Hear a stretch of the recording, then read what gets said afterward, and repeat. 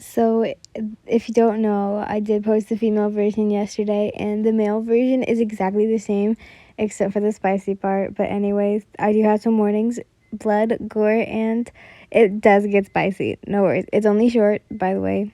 I'm not gonna tell you off because I know you guys are just gonna watch it / listen to it. But anyways, I do have to warn you. Also, a good boy may die. So sorry for all you dog lovers.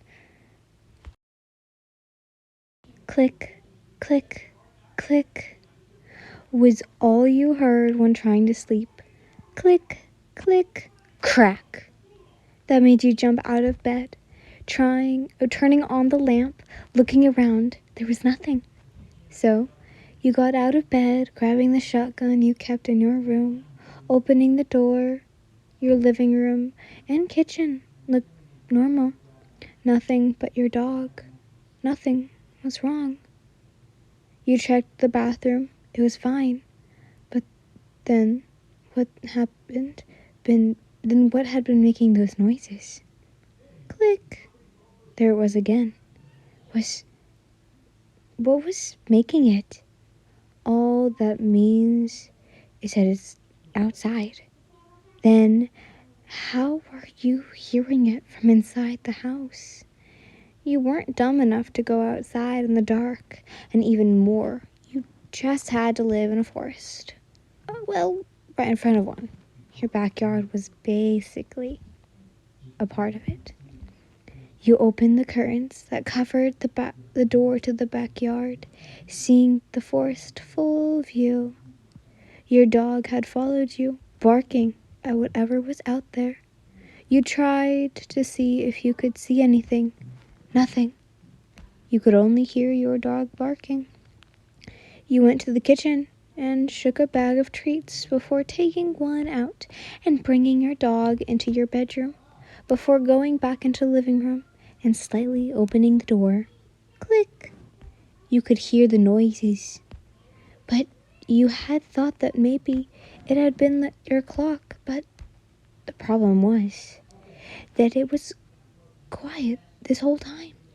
You turned around to look at it. You became too panicked. The clock hands were going haywire. You had begun to panic. What was going on? Click. There was again, but louder. What was going on? You didn't know what time it was, but thanks to your clock. So you walked out with your shotgun still in hand. Thankfully, you had slippers on, so your feet wouldn't get cut. You felt stupid for coming out there. Click. But the noise seemed to quiet down. Your plan was to get to the nearest town. Now you fucking regret living out in the country. God, how stupid you were. You saw something in front of you. Its body looked larger than yours. Click. Wait, then why did the clicking noise so quiet when it was coming right in front of you? You stepped back and felt something go through your slipper, then your foot, like a knife. You scraped out. You then covered your mouth, but it didn't help. You looked up and saw its head was facing you. Its clicking noises one side that shouldn't be normal. And as it did this, you could hear the clicking, its eyes staring at you. And then you could see it smile. You aimed for it and shooting it, but nothing happened. You knew after a shot to the head, your gun was worthless to you. So, what was the next thing? Just accepting fate? No, you ran back to your house. You could hear it follow behind you.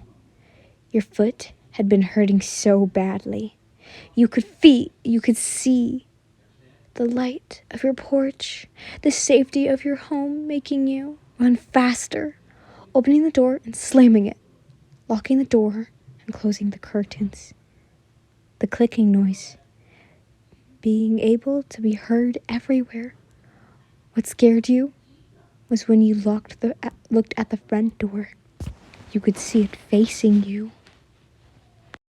You could hear the nails scratch on the window. It made your skin crawl as it watched you. Gladly, the door had been locked, but you could see the handle moving. It watching your every movement, every breath you took. It could see your face and the way you acted. But you needed to get help. Leave this place from whatever this was. So you went to your bedroom, grabbed your dog, and made your way down the stairs, staying in a spare bedroom and going into the bedroom. Since you have some first aid in there, you could hear your dog barking at the closed door as you quickly wrapped the stab that was bleeding. Way too much for comfort. You had your phone, trying to call 911 or whatever your emergency number line is. But when you looked at your phone, no Wi-Fi, no service to call the only people that you could get safety from. Great. And you were not going to run out there with that thing watching you and your every movement. Smash! You heard glass shatters hit the floor above you, and you peeked up to the stairs and saw it had been looking down. Its yellow eyes stared down, and it was smiling at you. You quickly closed the door and locked it, making sure that thing didn't get in. As soon as you made a little way from the door, you dragging your dog by the collar, the door swinging open, and the shock made you let go of the collar of your dog, him running to protect you, but that thing swung its arm, hitting the poor thing into the wall, knocking it out cold. You gasp, it lurking towards you, cutting you in the chest. You had been on the floor with that thing on top of you now. Smoke filling up the room as that thing smiled at you. The smoke becoming so bad, it filled your vision. The smoke clearing up, and you see a naked girl on top of you. You quickly moved your hands in front of your face. You could hear her giggle. Wow, you you look just like my previous crush. But she's dead now, she giggled. What do you mean? You panicked. I ate her. She giggled, turned into something more terrifying. Creepy. Please don't kill me, you had cried. Spicy time. But she trails off, looking towards your chest where she had cut you, placing her tongue where the cut was, licking, then sucking on the spot, ripping the rest of your shirt off, traveling her hand down to a certain spot, playing with what was down there with a pop from your chest. She traveled down to between your legs, wrapping her hands around your dick, making her hand up and down, the pre-cum moving around, making her go faster. You can only come when I say so. If you do, I'll kill you. She whispered into your ear. She then moved down to your dick, kissing the tip, then putting it in her mouth, going up and down, her hands fondling with something. She began to go faster until, with a pop, her mouth was off your dick. Her hand was hard back to work. You may come now, she giggled, then opened her mouth as the cum squirted into her mouth. Ah, so good. I could eat this all night, she moaned. Spicy time over. Sorry that was short. I'm not good at writing spicy stuff for dudes. So sweet. You know what? I may keep you as a pet. You're so much sweeter than my last crush, she giggled. What? You spoke out tiredly. Anything I ask, I wish and desire, You will give it to me, she spoke. On one condition, you spoke, putting your hand on her cheek. Her cheeks began to red as she smiled. What's your name? Himiko Toga.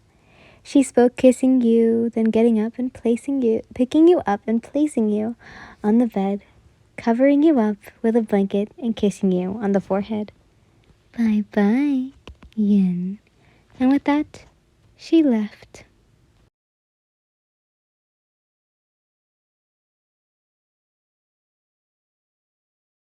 Prologue, because I know everyone's going to kill me.